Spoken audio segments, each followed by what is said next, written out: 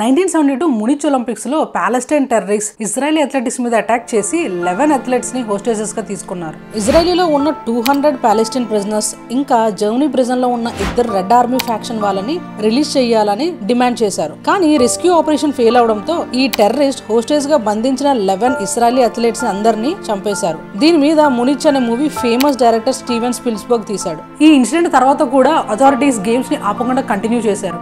అసలు ఒలింపిక్స్ అంటేనే international piece and యూనిటీకి symbol. ఈ ఇన్సిడెంట్ తర్వాత గేమ్స్ ని ఇలా కంటిన్యూ చేయడం ఒలింపిక్ పర్పస్ ని డ్యామేజ్ చేసింది. ఒలింపిక్స్ టైంలో ఈ టెర్రరిస్ట్ అటాక్ ఒలింపిక్ హిస్టరీలోనే ఒక ట్రాజడీగా మిగిలిపోతుంది.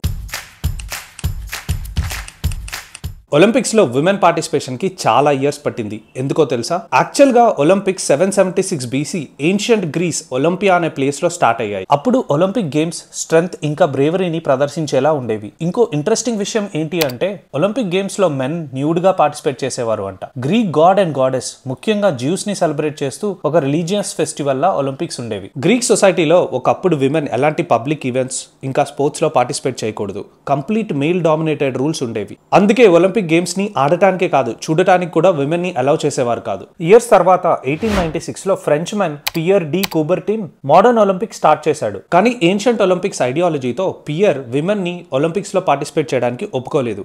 అందుకే ఫస్ట్ మోడర్న్ ఒలింపిక్స్ లో ఫీమేల్ పార్టిసిపేషన్ లేదు. ప్యారిస్ లో జరిగిన ఒలింపిక్స్ సెకండ్ ఎడిషన్ 1900 లో ఫస్ట్ టైం విమెన్ పార్టిసిపేట్ చేశారు. అది కూడా ఆర్గనైజర్స్ అలౌ చేసిన స్పోర్ట్స్ మాత్రమే. టెన్నిస్ ఇంకా గోల్ఫ్ ఫెమినైన్ స్పోర్ట్స్ లా కన్సిడర్ చేసి ఇందులో ఫీమేల్ పార్టిసిపేషన్ కి ఆర్గనైజర్స్ ఒప్పుకున్నారు. కానీ ఈ ఒలింపిక్స్ లో పార్టిసిపేట్ చేసిన విమెన్ కేవలం 22 మంది. కానీ 2012 ఒలింపిక్స్ లో ఒక హిస్టారిక్ మూమెంట్ జరిగింది. ఈ ఒలింపిక్స్ లో పార్టిసిపేట్ చేసిన ప్రతి కంట్రీ నుంచి ఫీమేల్ రిప్రజెంటేషన్ ఉంది.